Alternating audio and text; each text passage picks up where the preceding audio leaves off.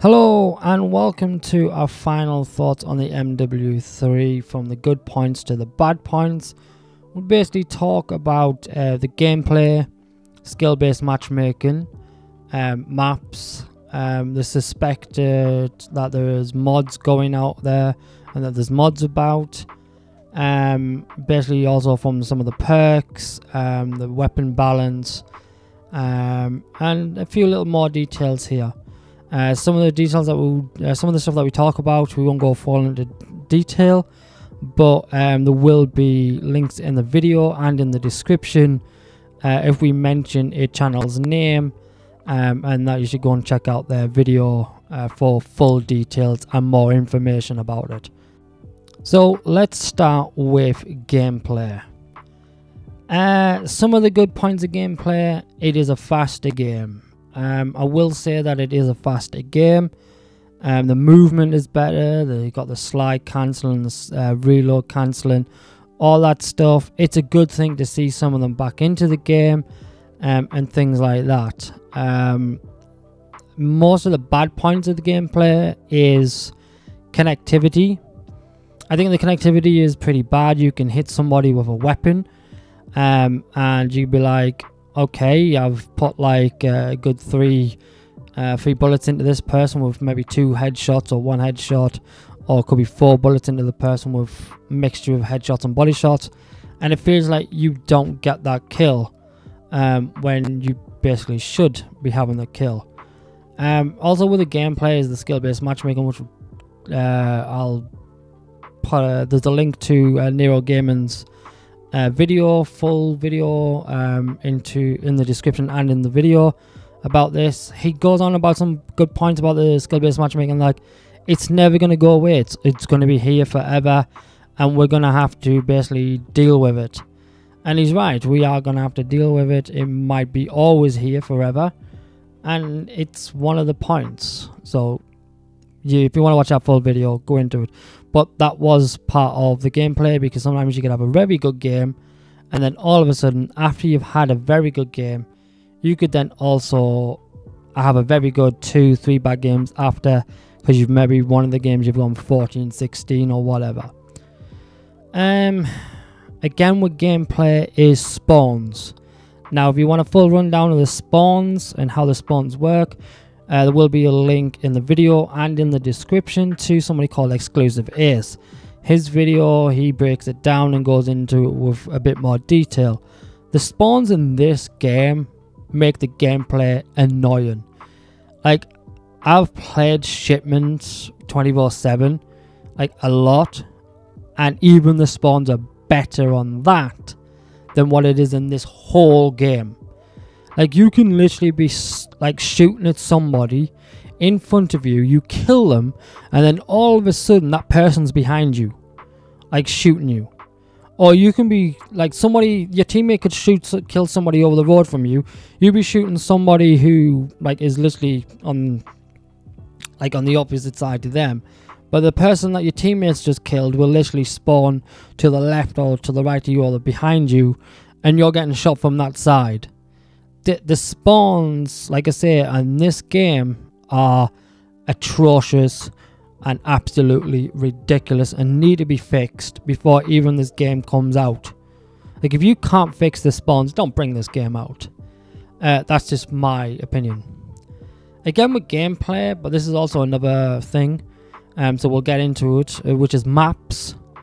The maps are too big, and this goes into gameplay as well. With the gameplay being...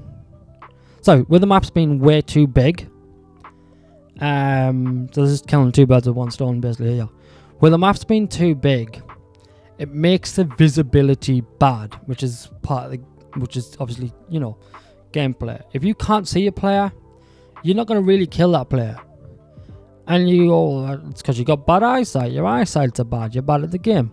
No, because if you can see something, you can do it. You know, you can literally clearly see it and go, oh, yep, I've got that. You know, it's like somebody out at sea, right? Somebody gets stranded at sea, the RNLI or whichever lifeboat service has to go and rescue them. If it's in the middle of the dark, if it's in the middle of the night and it's dark and they can't see them, they're not going to be able to rescue them that easy. But if it's in the middle of the day, no storm, nice clear day, they're going to find them within like a few minutes or within seconds. It's basically like that. If you can see the player, you're going to kill them within seconds. But if you can't see the player, you've got no hope of actually even like killing that player, and then you're just going to be left stranded and dead, basically. So yeah. Now apparently part of the gameplay is there's supposed to be a player's health bar. Now I don't know if it's a player's health bar for your player, or if it's a player's health bar for the actual enemy players and your teammates above their heads. Now there are some people who don't like this, and make it an option, right? Just make it a quick option, right? If people don't want it on, have it so they can turn it off. If people want it on, then let people turn it on. I think it'd be a great addition, especially how it was in Black Ops 4. It'll be a massive and a great addition to the game. Trust me, with 150 health, it will really, really help. Another thing with gameplay, what I would love to see is, I see when I hit players, and sometimes like the 2 double X's means you've got a headshot. I would like to see if I hit the head, I would like to change that to a completely different color. So like if I get a headshot, I can make it pink, red, blue, turquoise. I want it to go right, okay, oh, I can distinguish that I've gotten a headshot, which like how they do in Battlefield. For a kill, I would like to have it again my own color, custom color. It's like me, I'd have it yellow if I've got the kill. A body shot, I'd possibly make it green because, you know, I know that I'm getting body shots. You know, I would love to see that in the game, and I actually think you could put it in. Another bit of thing here is apparently there's a thing going about that someone is selling mods for a lifetime subscription before the close of the beta, and that they do work on multiplayer. And there has been a video going out of the people using the mods, and actually the person who's actually been selling them for $250 for a lifetime. After the beta does go a finish, you have to pay a subscription for them. Now, from what I've heard, Sledgehammer Games have cracked this down very, very fast because they don't want cheaters. And to me, if you've got a cheat at a game, don't buy the game. Just spend your money somewhere else. You could literally spend that money on something way better. So yeah, just don't buy the game if you're going to cheat. So my next thing is weapons and weapon balancing. I'm going to go through a few little bugs here with the weapons. If you just look at this quick little clip here. Some of the weapons were missing the barrels from some of the barrel attachments, and they weren't connected to the muzzles. Sometimes the muzzles were literally going into the center of the barrels. When you look at these little clips, as you're looking at them now, and on one of the LMGs, yeah, put the suppressor on, and the whole barrel was just not there. Another little bit, this is not part of the weapons. I should actually put this in the gameplay a bit, but it is part of a little bug and a glitch. Online Order, she tried to hide from an enemy who was shooting her, but she ended up, just if you see here, she's ended up basically running into a invisible door. So yeah, but the weapons and weapon balancing, they basically said after the first week of the beta, the open beta, that they did balance the Stalker and some of the weapons. I mean, they might have lowered the damage by like two points, but it's still deadly at long range. I think it needs a bit more of a balance. I think all SMGs should be very deadly and have high damage at close range, or very fast fire rate for close range. I definitely think that they should not be deadly at a long range situation. I think the long range damage should be definitely nerfed by a lot. I think the mid-range damage should be halved. So basically, whatever your close-range damage is, half it, and then after you've halved the mid-range damage, half the mid-range damage for the long-range damage. That I think SMGs should just be deadly at close range. So that's personal opinion. The MCW, which is obviously the ACR from the old Call of Duties, that has no recoil. It is deadly as sin. It is the most deadliest weapon ever. Like I said, it has no recoil. It's very accurate. It's just a melt machine. I think it needs a lot of nerfs. It doesn't need any buffs. It needs a lot of nerfs. I don't mind. It has been good at kind of mid-range to long-range. So yeah. In this little clip, this is actually Online Odyssey is playing with Exclusive Ace. You managed to get into a gameplay with Exclusive Ace last night during his stream. So yeah, this is gameplay with Online Odyssey playing with Exclusive Ace. So yes, the Bass P, now apparently from the Bass P, now I never experienced this, but with the Bass P apparently wasn't actually getting any hit registration or anything like that. They did fix it, and it is a melt. It's another melt machine. It has a bit of recoil. It's not bad with the recoil, but it is a bit of a melt machine. If you're hitting those shots, it's very, very good, and it can be very accurate. So yeah, shotguns. I understand why they've maybe put the shotguns a bit weak this year because of all the shotgun stuff from last year and people complaining about shotguns over the last couple of years. But the shotguns are way too weak, even at close range. Like the semi-auto shotgun, you can hit somebody with 4 pellets. Like, I mean 4 shots. Yeah, you can hit them with 4 shots and maybe hit them with like 12 or 10 pellets, and you'll still not get that kill. Like, it's very, very, very annoying.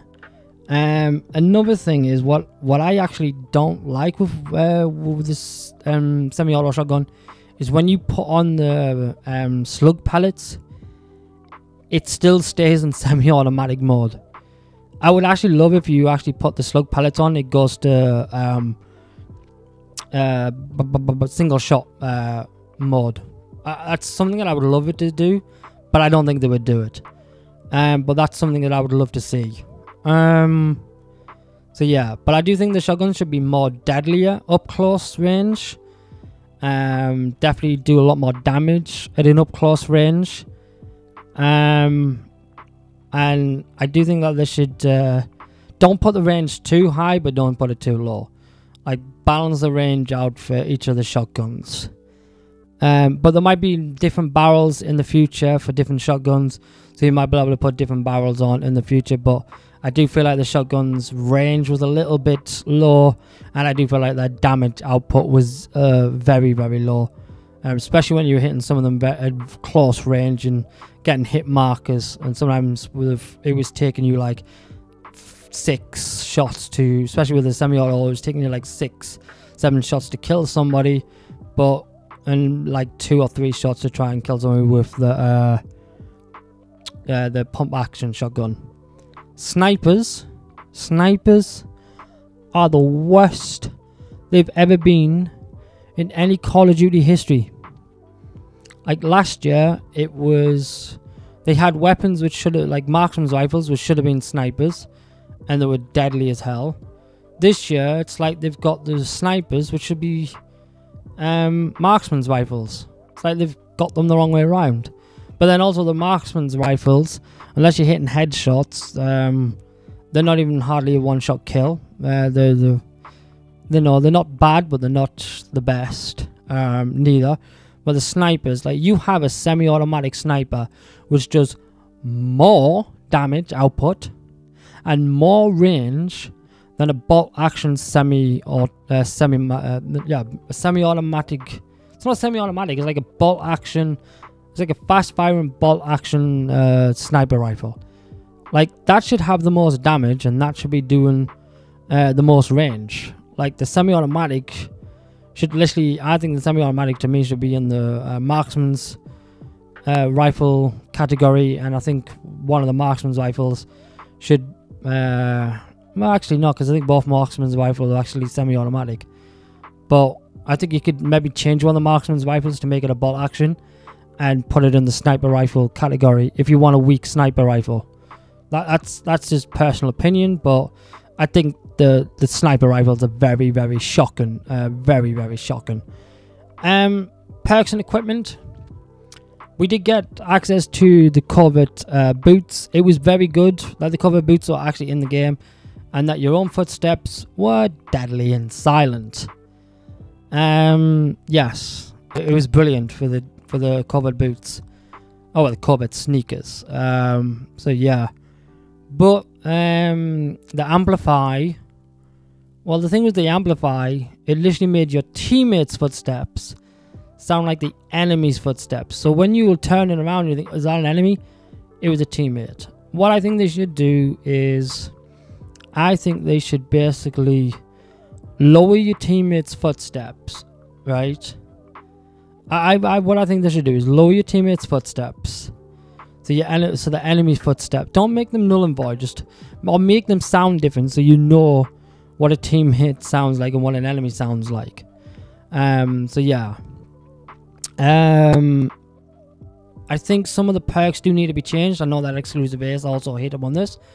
That some of the perks do need to be changed, because especially with the boots, everybody might just go straight for the operator boots and just keep the operator boots.